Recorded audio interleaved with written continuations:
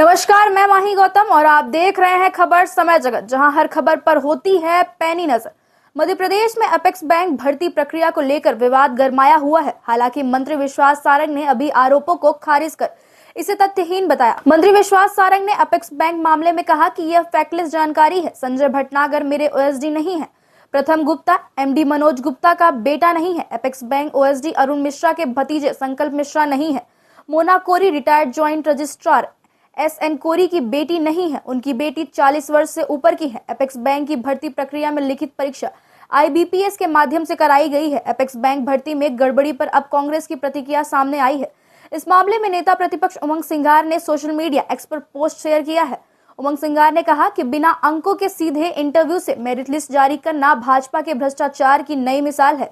विश्वास सारंग जी के ओएसडी और उनके रिश्तेदारों का चयन बाकी योग्य युवाओं के सपनों का गला घोटा गया। सारंग जी, यह कैसा युवा कल्याण है? मोहन यादव जी, क्या यही भाजपा का पारदर्शी मॉडल है? युवाओं का हक छीनकर अपनों को फायदा पहुंचाने वाले इस स्कीम पर आपको तत्काल कड़ी जांच करानी चाहिए। नहीं, मुझे बड़ा आश्चर्य है। वैसे प्रेस कॉन्फ्रेंस इस विषय की नहीं है, पर ये जो भी समाचार छपा है वो 100% भ्रामक है। मुझे इस बात को लेकर थोड़ा सा आश्चर्य भी हो रहा है कि इस तरह से कैसे ये समाचार पत्र में आया, क्योंकि इसमें कोई भी फैक्ट नहीं है।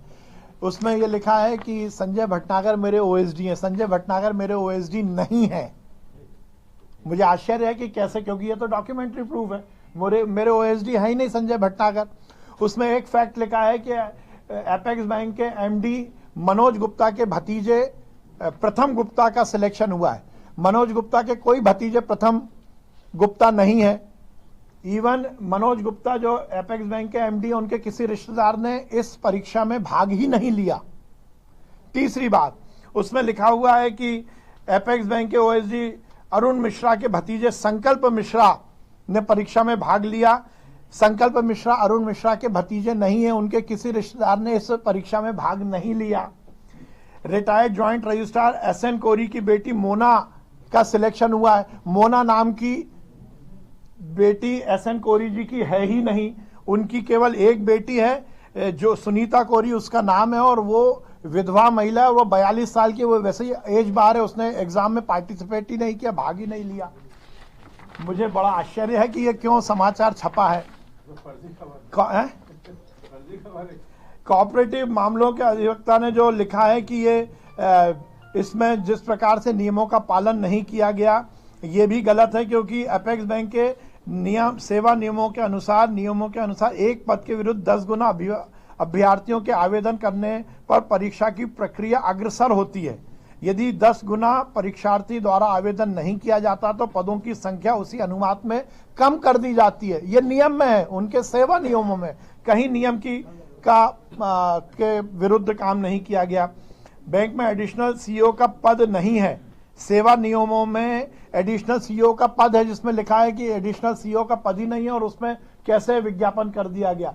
ये पूरी परीक्षा आईबीपीएस के माध्यम से करवाई गई। आईबीपीएस वो संस्था है जो कि बैंकिंग की, चाहे वो स्टेट बैंक हो या नेशनलाइज बैंक हो, उनकी जो भर्ती की प्रक्रिया जिस संस्था द्वारा की जाती है, उसी संस्था द्वारा ये परीक्षा ली गई है। और मंत्री के लेवल पर तो इसमें कोई विषय ही नहीं है। मेरे लेवल तक तो कोई विषय नहीं है। तीसरी बात, जहां तक ये हेडलाइन में भी ये लिखा है कि बिना नंबर बताए हुए इंटरव्यू में बुला लिया गया। इंटरव्यू, लिखित प्रक्रिया और इंटरव्यू ये कंटिन्यू प्रोसेस है। आईबीपीएस एग्जाम लेता है, वो अपनी मेरिट बनाता है। उसके जो क्वालिफाई मार्क्स होते हैं, जो 40% है शायद, जो क्वालिफाइंग मार्क्स होते हैं, उस क्वालिफाइंग मार्क्स के हिसाब से जितने पद हैं उसके अनुपात में जितने अभ्यर्थियों को इंटरव्यू के लिए बुलाना है, ये आईबीपीएस निश्चित करता है। एपेक्स बैंक को या किसी भी संस्था को वह नंबर नहीं बताए जाते।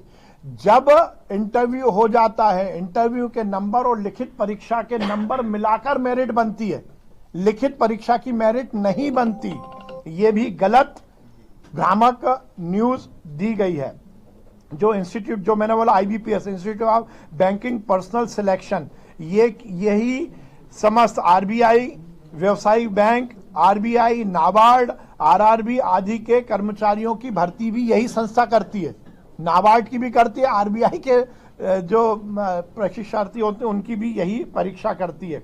इस तरह से कहीं भी किसी भी तरह का कोई बात नहीं है। मुझे आश्चर्य है कि मेरा नाम इस बात पे लिख दिया गया कि मेरे ओएसडी हैं।